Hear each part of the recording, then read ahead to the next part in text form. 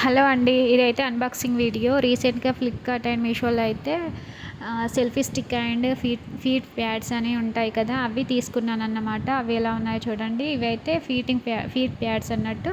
ఇవి కాట్ కింద గానీ, ఫ్రిడ్జ్ కింద కానీ, వాషింగ్ మిషన్ కింద వాటి కింద కానీ మనం ఫీట్ కింద పెడతాం కదా! Rubber pods.